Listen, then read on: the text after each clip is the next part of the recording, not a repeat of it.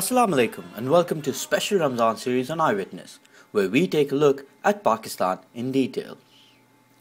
Today, Pakistani history books released by the government link the idea of Pakistan as a separate Muslim nation with the invasions of various Muslim warlords and generals from the 7th to 11th centuries, and the direct rule over large parts of India by several Muslim dynasties, most notably the Mughal Empire. However, Islam arrived and spread due to the work of hundreds and thousands of saints, holy men and faqirs who traveled from Arabia, Iran and the rest of the Muslim world to South Asia right from the beginning of Islam. They settled into this new land, learnt its languages and spread a message of peace and harmony as they spread a message of Islam. To this day, many parts of the countries have the shrines and many people sing the songs of these saints, many of them directly from the Prophet's own family. And even though people talk about men who won battles, Islam was spread in this part of the world by men who won hearts. Today in our first episode, we will be looking at the role of Islam in Pakistan, a role which is not just about social life, but also political life. Pakistan is an unusual country in that it is a country expressly created in the name of religion to give citizenship rights to a religious community, i.e. the Muslims. In that, Pakistan is fairly unique. There is only one other country in the world that that traces its creation to that kind of religious ideological basis, and that's Israel, which happens after Pakistan, actually. Now, what that did to Pakistan was that it created a very unique historical circumstance, because you had a situation where, though it was the seceding part of British India, it did not inherit the canon of tradition and history that the Indian state, which was the successor to British India, laid claim to. So Pakistan had to create a cosmology almost from scratch. There's a huge debate between historians whether Pakistan was a country made for Muslims or an Islamic country, or a secular state where everybody would be the same.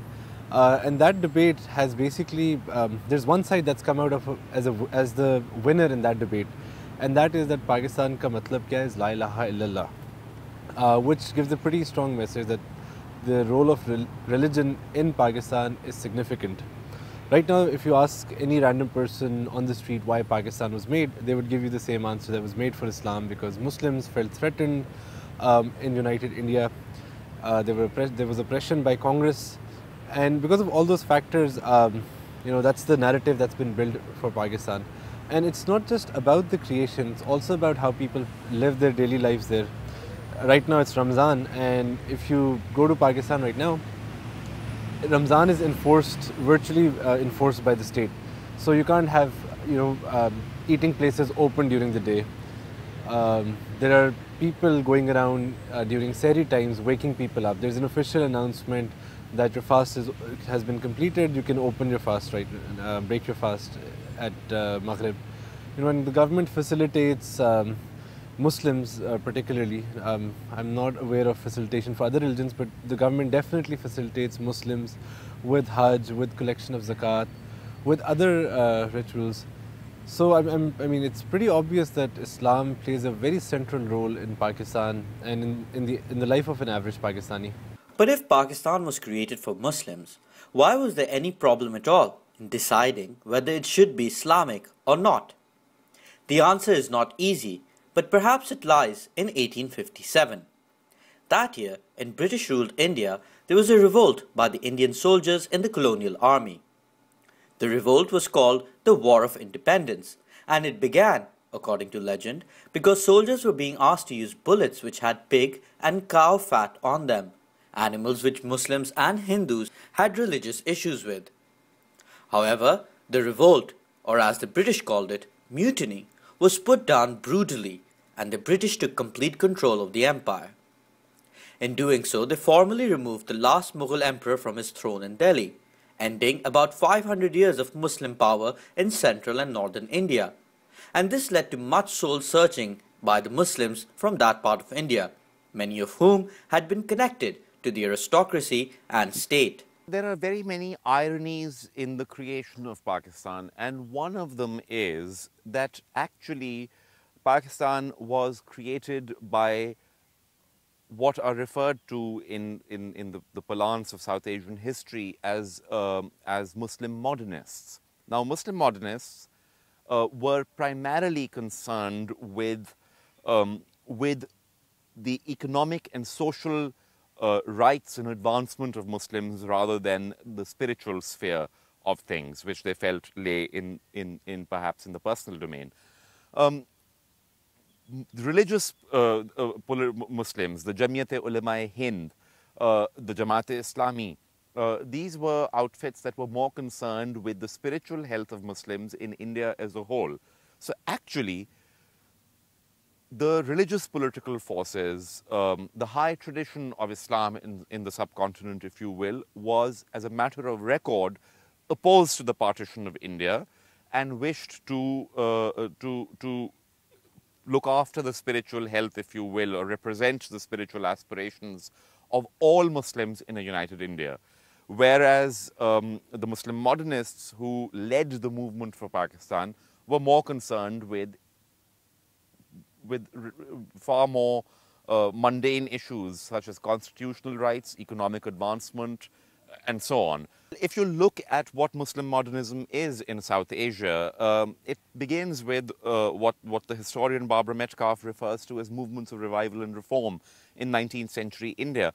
Now, the movements of revival and reform were very interesting because they were essentially a reaction to the British seizure of power in India and the consequent withdrawal of state patronage to political groups, to religious groups.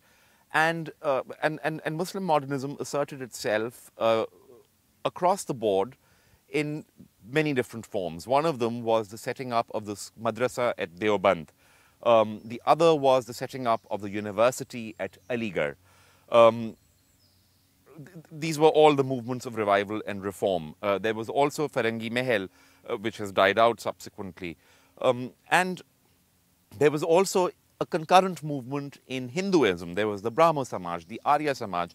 One of course, the other Islamic modernist movements, which have subsequently become very controversial, is the Ahmadiyya movement, which was Mirza Ghulam Ahmad of Qadian. Now, all of these actors were responding to Christian missionaries coming in, and this was a time of great spiritual tumult and insecurity in South Asia.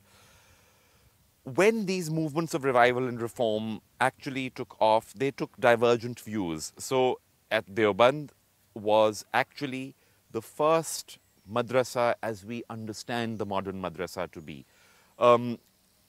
Aligarh chose to actually concentrate on creating modern Muslims who could find a place in the new power dispensation led by the British, which is why Aligarh University was referred to as the Cambridge of India. The people who created Pakistan trace their antecedents back to the Aligarh movement, whereas Deoband and others became the Jamiyat-e-Ulema-e-Hind, and Maulana Maududi, of course, created the Jamaat-e-Islami and had a entirely separate cosmology.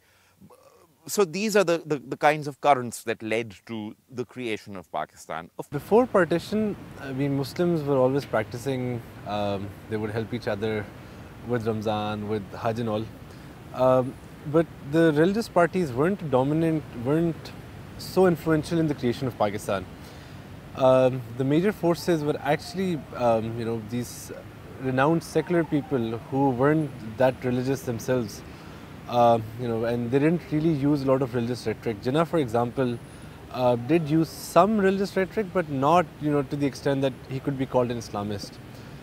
Probably the same stands for Liaquat Ali Khan, a lot of the initial leaders for Pakistan. And in the first 20-30 years, there was this confusion whether or not, what direction Pakistan should take. The only issue is, when you go back to the fundamental question of why Pakistan was created, you can't say, there's a secular state for Hindus and there's a secular state for Muslims. Automatically, religion becomes a central part in the distinction in justifying Pakistan. And that's why when you go back to Objectives Resolution in 49, that says that the sovereignty belongs to God and we're just his subservience on this world. The Muslim modernists who led the creation of Pakistan were largely secular-minded men who had been educated abroad, wanted to adapt Western ideas, and sought more Muslim representation in British-led Indian politics. It was these men who started the Muslim League, a party that initially sought to counter the secular Congress Party. Ironically, however, the physical parts of what would later become Pakistan, Bangladesh, Punjab, Sindh, Balochistan and Khyber Pakhtunkhwa, did not have much connection or support for the Muslim modernists and the Muslim League until right before partition. When partition did happen, the founder of the country, Muhammad Ali Jinnah, declared that it would be a secular country, and India's main Islamic parties refused to support the new country. But Jinnah died within a year of independence, and without its founding father, Pakistan's identity was left confused. You see that very early on in the debates around Pakistan's constitution and around the preamble to the constitution, which was the Objectives Resolution, which was passed in 1948 by the Legislative Assembly in Pakistan. Now, the Objectives Resolution was essentially a set of guiding principles that would guide constitution making in Pakistan. And it begins with something fairly unique, which is that it states that sovereignty belongs to Allah and will be exercised by the people as a sacred trust. This is a very unusual formulation. And it goes on to say a series of things, including the fact that Pakistan will be a laboratory of Islam and so on. Now, the Objectives Resolution was fine in that it had no binding legal basis at the time of its adoption. It was rather meant to be, as I had said earlier, a set of guiding principles, if you will. But what happens in Pakistan is that because the country does not have a canon of tradition, so to speak, of historical tradition, very quickly the Objectives Resolution, which in constitutional doctrine, by the way, is known as a dilatory compromise formula, it is a document that makes series of generalized statements and thereby caters to the demands of various competing groups by actually offering nothing substantive. It was fine, and the constitutions in Pakistan were drafted in light of the Objectives Resolution, but it becomes complicated during the 80s when the military dictatorship of General Zia-ul-Haq actually makes the Objectives Resolution a substantive part of the Constitution through Article 2A. Now, the second you do that, what you are essentially saying is that the Objectives Resolution, these guiding principles, have the force of law. This has led to a set of very, very complicated issues about what the role of Islam is in the Pakistani constitution, what the role of Islam is in the Pakistani polity, and it is an argument that persists to date. Even when Pakistan became a theocratic state, its reality was and continues to be very different from other theocratic states, such as Iran, for example. The primary difference between Iran and Pakistan is that Iran is a historical entity. It is a country rooted in history, whereas Pakistan is an ideological state. It is an idea that has been transformed into a nation state. Iran has a historical and cultural and political coherence to it, which perhaps Pakistan lacks. Having said that, Pakistan is, as a country, is 65 years old now, and most Pakistanis have grown up being nothing but Pakistanis. So it is a reality as well. But the tensions within Pakistan are such that that it becomes relatively easier to question the idea of the state because it is an idea. It is not a reality based in ethnicity or history. It is a reality based in a particular historical circumstance which occurred in the 1940s and which resulted in the creation of this territorial state. The territorial state itself was halved in 1971 with the fall of Dhaka, or the liberation of Bangladesh, depending on how you're looking at it. And as a consequence, these tensions about identity play a very, very important role in Pakistani politics. The fall of Dhaka and the second partition in 1971 tested the idea of Pakistan severely. East Pakistanis were all Muslims, yet since independence, they had fared a lot worse economically and politically. As the majority ethnicity, Bengalis sought more power, and under Sheikh Mujibur Rahman, they started a powerful movement. Mujib's party, the Awami League, swept the 1970 elections, the first ever in Pakistani history, but he was refused to take power, leading to a bloody and horrifying civil war. By the time it ended, Pakistan had lost half of its territory.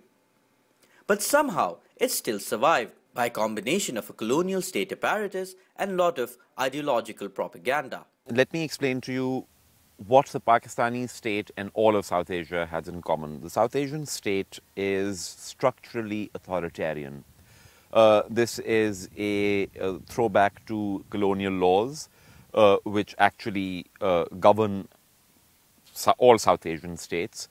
And so the relationship between the state and its people tends to be coercive, and it tends to be one where violence comes into play. Now, I've emphasized that this is not just true of Pakistan, where there is a brutal reaction from the state to an insurgency in Balochistan. This is the reality in India, where there is a brutal reaction from the state to an insurgency in the northeast, or in Kashmir for that matter.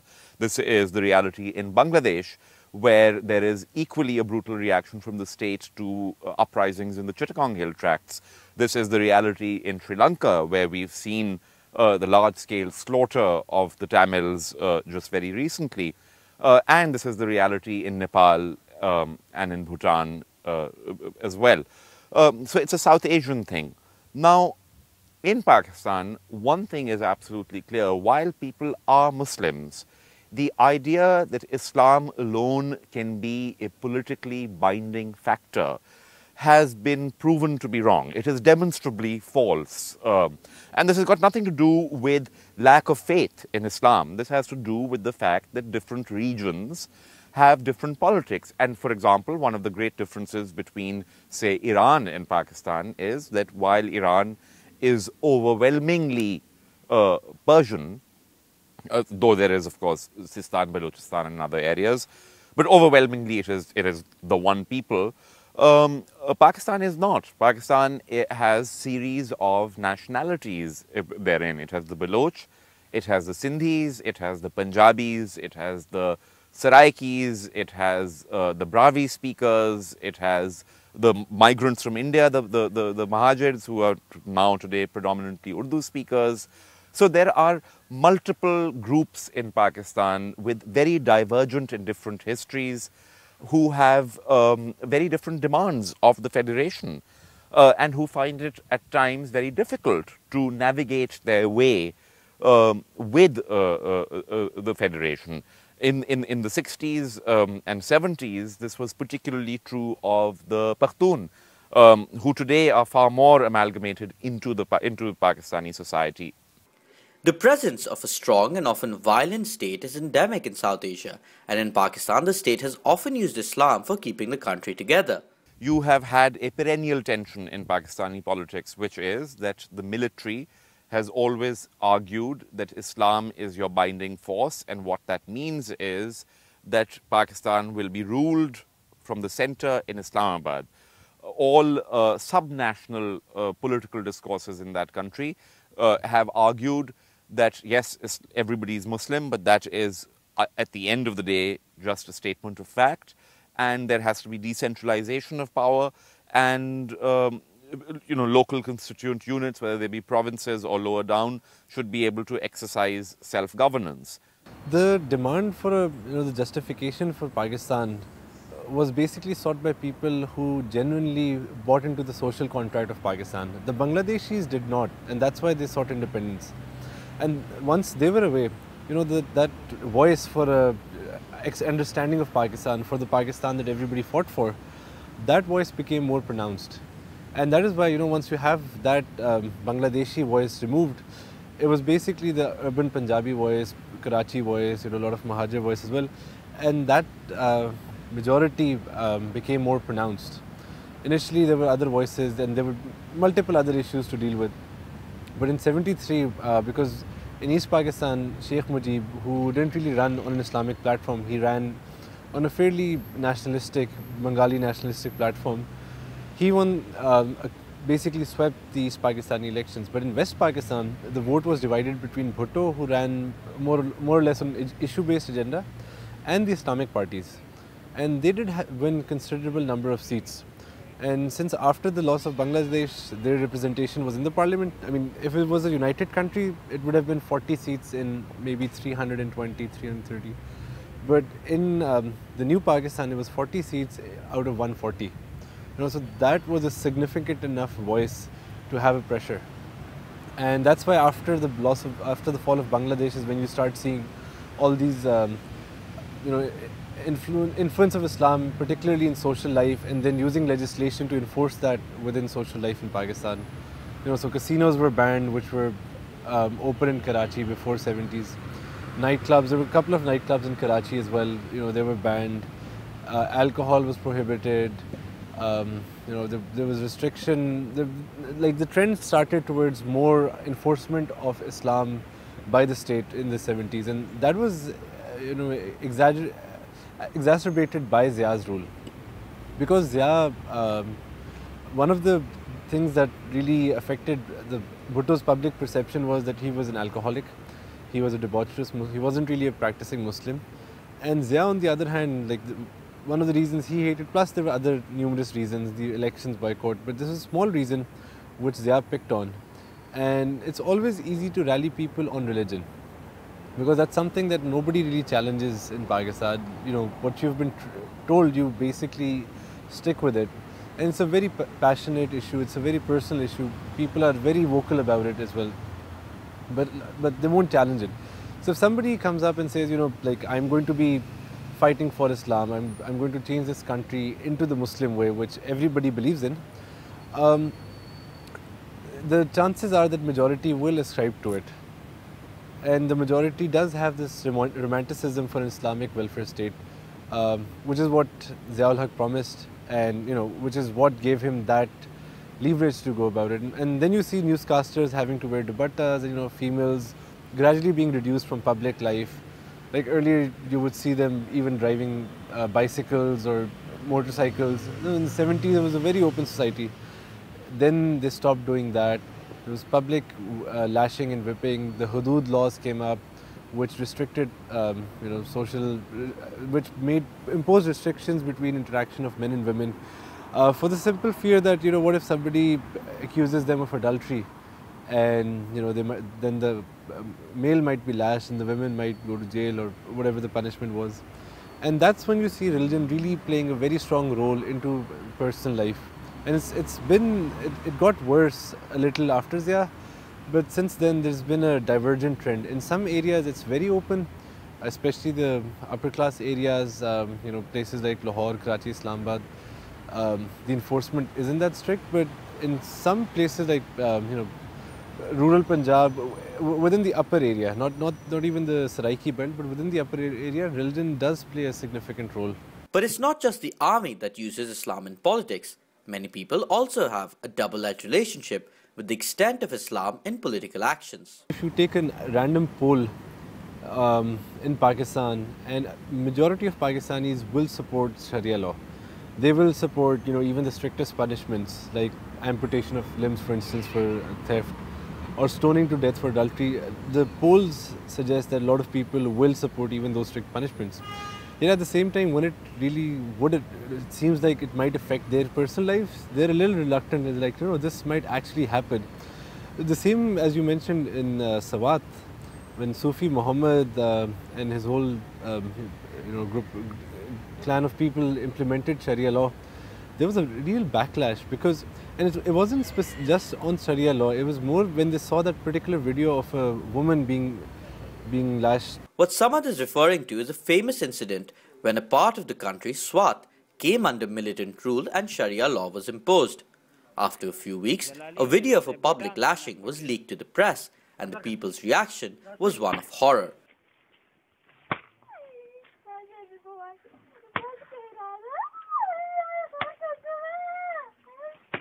Everybody was trying to give explanation that, you know, she was an adulterer. There was another explanation that this video is fake. But the point is that it created such a, you know, discomfort within society. Like, you know, what is this? Are we ready for this? We like our Bollywood music, you know, we like to occasionally cheat in business. We like to occasionally lie. And that's when people are like, you know, maybe we're not ready for this. So while that romanticism is still there, I don't know if a lot of people would actually want to live under Sharia law. Maybe they will, but I mean, the polls suggest they might. But every time when, you know, things like this have happened, they've always, you know, set back. And one of the reasons why that's been the case is because there's so many different schools of Islam in Pakistan. You know, within the Sunni sect, there are 4 or 5 major schools. All of them are divergent. Within Shia sect as well, there are different schools. So there's this diversity, and it's really going to be very tricky to agree on one particular type of Sharia. And eventually, you know, it'll be, even if Pakistan does go theocratic, it'll be in a parliamentary setup, you know, where the parliament will probably decide, okay, we need to increase enforcement of religion in certain cases. And it will probably not be some, you know, in a situation like Iran or a situation like Saudi Arabia. But I mean, if you look at the reforms that Turkey has done under Erdogan, you know, increasingly facilitating religion, Pakistan probably will go to the same level. The idea of Islam has also been used primarily by the military, which has used it for political ends. The Pakistani military has itself a very particular relationship with Islam, which it has used as a binding force, which has been complicated, that relationship, by the use of jihadist groups and jihadist ideology as an instrument of national security. What this means in practice is that through certainly the 80s and the 90s, the Pakistani military created and nurtured and supported very many militant groups. Some of them were meant to achieve national security ends in Afghanistan. Others were meant to achieve national security ends with India with reference to Kashmir. This is particularly the LET, the Lashkar-e-Taiba. What has happened since 9/11 is that as the state has tried to recraft a balance between these jihadi groups and and itself, this balance has not been entirely successfully crafted. There is, of course, much debate about how much of it is, as often called, the Pakistani military playing a double game, how much of it is the fact that militancy, religious militancy, is just a fact of life in Pakistan. And I think that the truth lies somewhere, you know, between these two ideas. The fact is that there is a militant fault line that runs the length and breadth of Pakistan. It is something that, and as a result, it is very difficult to excise militancy and militant groups from Pakistani society, because for 30 years they have been nurtured and made organic to society. This is not to argue the desirability or to disagree with the desirability of removing militancy from Pakistani society, but it certainly indicates the difficulties in removing militancy from Pakistani society. I don't know if the correct term is Islamic militancy, because the militancy has more to do with politics than to do with religion. Religion is used as a justification for that violence, as a recruitment tool, because somebody won't give up their life for, I don't know, maybe like a lower bus rate. You know, that's not something that people will actually fight for. They may strongly believe in it, but that's not something they'll give their life for. Religion is one thing where people would be willing to give their life for God. And if you look at a lot of the militancy, that militancy has some political message, that it is done for political reasons. The attacks on Americans in Afghanistan are done because the Afghans there are not happy with the occupation. And then, they'll get like-minded people to fund their attacks, people who basically have the same political agenda. Now, it's really hard to use religion to, say, justify one particular attack or one particular battle that somebody can come up and say, look, this is an Islamic battle because it's clearly mentioned in the Quran that, you have to do so and so. There may be references, and those references are used as recruitment tools. Since Pakistan has used religion for its justification, it's also used religion for a lot of politics, especially international politics that it has done. We strongly believe that Kashmir should be part of Pakistan. And, part of the tactics that we've used is to send trained mujahideen into Kashmir. And that lesson was learned when Pakistan was helping the Americans fight the Soviets in Afghanistan. And again, the fighters were recruited, and then they realized the potential in these fighters. Like, these people don't cost you a lot. You don't have to give them the regular army training, and they're willing to die for you. And they're pretty competent warriors at least in the guerrilla battles that they're doing, not maybe in the conventional military battles, but within guerrilla, if they use guerrilla tactics, they're doing pretty well. And that's how militancy was initially used by the state to justify and propagate its own political beliefs and political interests. And that's come to haunt us back because a lot of these militant groups are now not in the control of the state. And they're now attacking, they tried to attack the parliament, they attacked the general headquarters, they've attacked bases all across Pakistan. So right now these very groups have come to haunt us again, simply because the world has now shifted its focus from the Cold War to a war that's against all these terror groups, and predominantly the same groups that were created during the first Afghan jihad, the first Afghan war. So yeah, the religion has played an important role in Pakistan, but it's not the core reason why the militant attacks take place. It's specifically for political purposes, and religion is used to perpetuate that political purpose.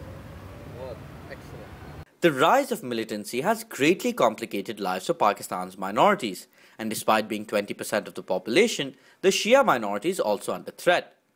For the past 30 years, Shias have been targeted by militants, yet at the same time, Pakistan has had many prominent Shias in all walks of life, from government to the arts, from bureaucracy to business. So why does the Shia targeting continue? It's really tragic what's been happening in Pakistan, particularly over the past 30 years. And it's more tragic for Pakistan because Pakistan was founded by a Shia. The founder of Pakistan, Muhammad Ali Jinnah, he converted to the Twelver. He was from an Ismaili family, and then he converted, and became a Shia. And I'm pretty sure he would have not thought of such a country where his own life would be in threat. It's basically happened over the past 30 years, specifically since the end of the Afghan war.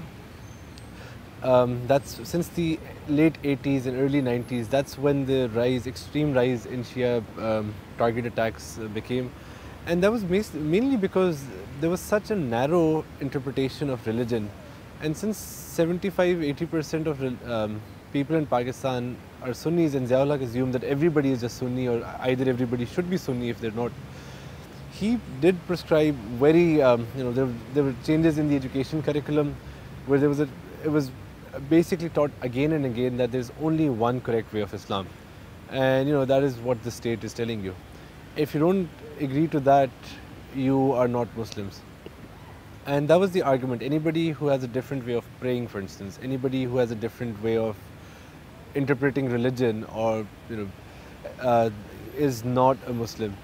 And when you have all these militants coming back from Afghanistan, there's this huge surge in Pakistan. And even during when the militants were going, like, well, why do we have to go to Afghanistan to kill non-Muslims when there are so many non-Muslims amongst us? And that's when the target killings actually rose in groups like Lashkar-e-Taiba, which evolved from a different group, other groups led by Hafiz Saeed, Sufi, like many, there are hundreds of such groups across Pakistan. And that's when they're like, instead of fighting abroad first, why don't we try and fight inside and kill the, what they assume to be non-Muslims within Pakistan. And that's what led to this rise. There was an anti-terror law passed in 98 because late 90s, 95 to 99 onwards was the worst time in Pakistan's history for Shias.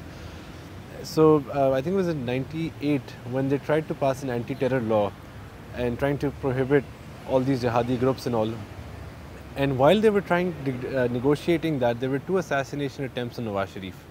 One of the reasons was because he was improving peace with India. He was making peace moves towards India, so Vajpayee was over.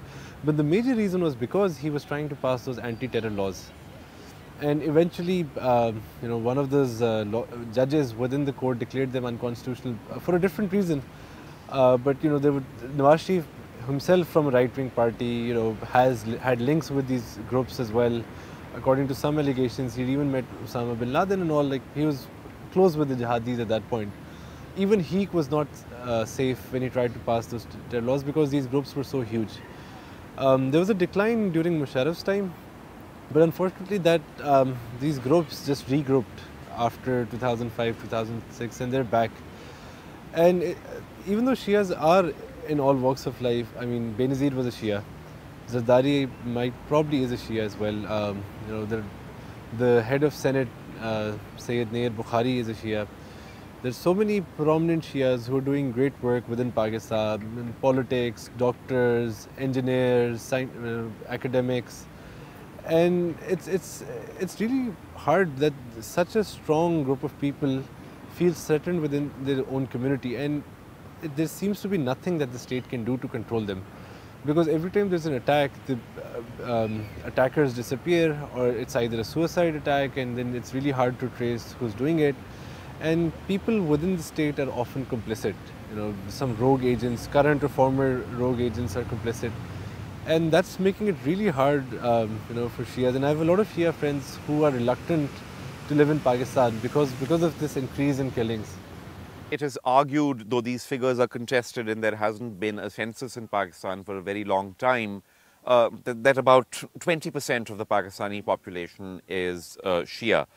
Now, to answer your question as to why there isn't a Shia political party, it is because, for the most part in Pakistan's history, Pakistan's Shia population has been very, very amalgamated into the political mainstream and has been certainly part of democratic movements in Pakistan. And so you have, let us not forget that the founder of Pakistan, Muhammad Ali Jinnah, was himself certainly not Sunni. And there have been persistent historical figures, including Pakistan's first elected Prime Minister, Zulfikar Ali Bhutto, who himself was a Shia. And so it is not that Shias have been deprived of political power or that they have been discriminated against in that sense. Where things have become problematic in Pakistan is that with the advent of the military dictatorship of General Zia-ul Haq, you had a situation where laws were enacted and a official culture was created where the state actively, essentially became a sectarian state. It ceased to be a neutral arbiter between citizens and it became a sectarian state, a Sunni, largely Wahhabi sectarian state. Now, when it became that Wahhabi sectarian state, one of its manifestations was that it, as I said earlier, it basically nurtured these Sunni militant groups. When it nurtured these Sunni militant groups, those militant groups, of course, started attacking the Shia. The history of sectarianism in Pakistan is fairly complicated because you actually have a great big debate about whether, what came first, whether it was, because actually, if you look at, in terms of a strict sequencing of events, you first see the appearance of a Shia political outfit, the Tehreek-e-Nafaz-e Fiqh-e Jafriya, as a reaction to Ziaul Haq's dictatorship and his support of Wahhabism as state doctrine and the promotion of it within the state.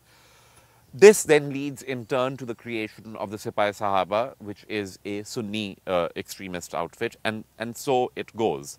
Now, what you have today is basically, in a sense, contradictory trajectories in Pakistani society and politics. You have mainstream electoral politics, which stands much weakened because of the military's increasing power, where Shias are participants and are firmly part of the political process. At the same time, you also have a rise in extremism and militancy, which post 9/11 has been greatly exacerbated by the Taliban themselves. And what this is resulting in is the systematic, targeted killing of Shias and the ghettoization of Shias in many ways and in many places. The most important stark example of that, of course, is in Balochistan today with the Hazara community, where the Lashkar-e-Jhangvi, another Sunni extremist group, an offshoot of the Sipah-e-Sahaba, is attacking and killing the Hazara with wild abandon. Hundreds of them have been killed even in the last 3 or 4 years.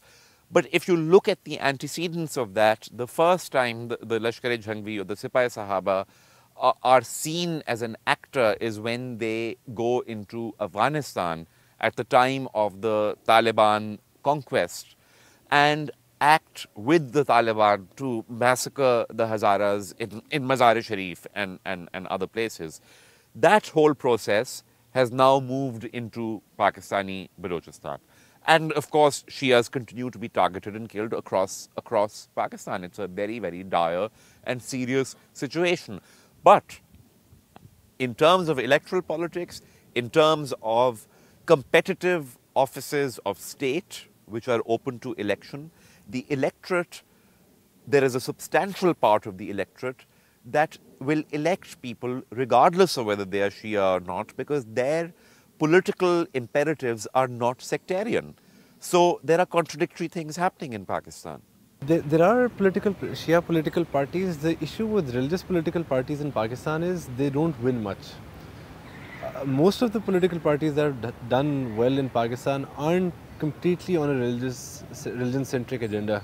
They're more on like reform, corruption, power.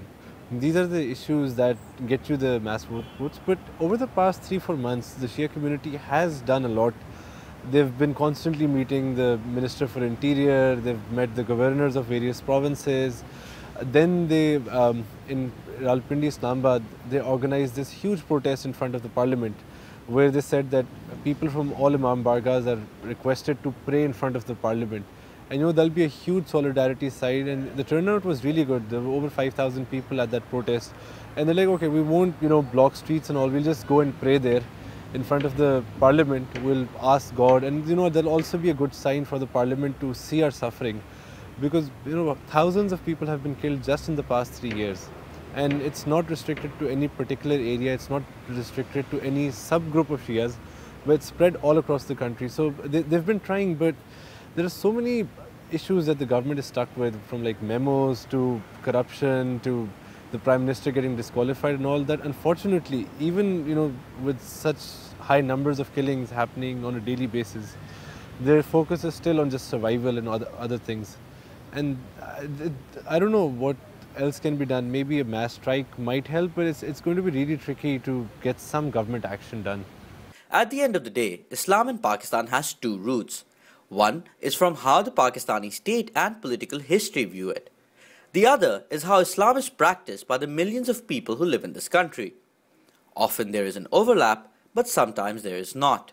I think Islam as it is practiced by Pakistanis is not a uniform entity. There are very many different Islams being practiced by different communities within Pakistan. These differences are not even just sectarian, i.e. Shia and Sunni. They are also major variants within Sunni Islam that are at play in Pakistan. So you have what they refer to as a lot of syncretism that occurs on the ground. In Sindh, Islam as it is practiced, and in southern Punjab, is very different even to the Islam that is practiced in northern Punjab, while both may be non-Wahhabi Sunni Islam.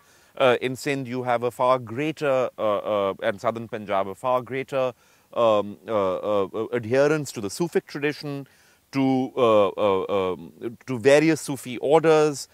You have that in central Punjab and northern Punjab, but to a much lesser extent.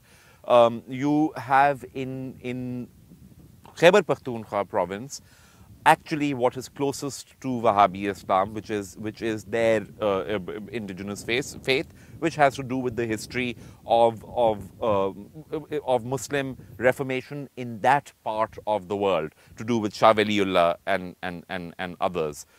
So you have that. In Balochistan, with the Baloch, religion plays a completely different role. It is primarily a tribal society where people are Muslims, but you know, Islam is really not central to even their daily practice.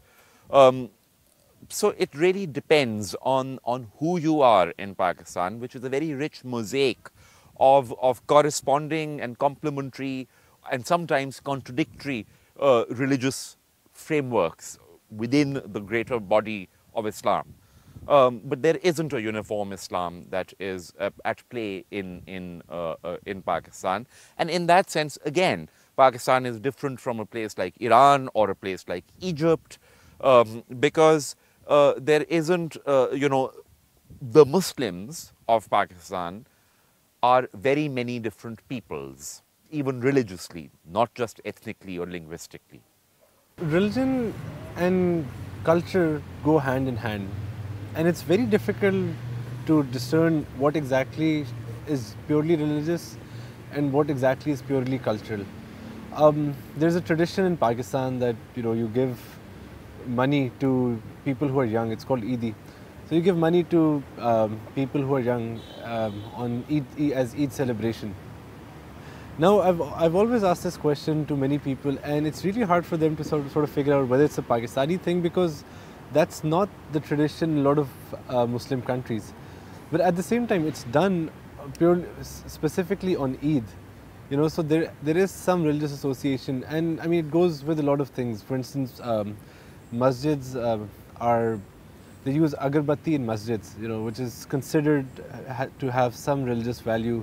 They also use it at shrines and at graves. And again, you know, that's something which maybe an outsider would think is a cultural thing, but for the local, that's considered that has a fairly religious symbol.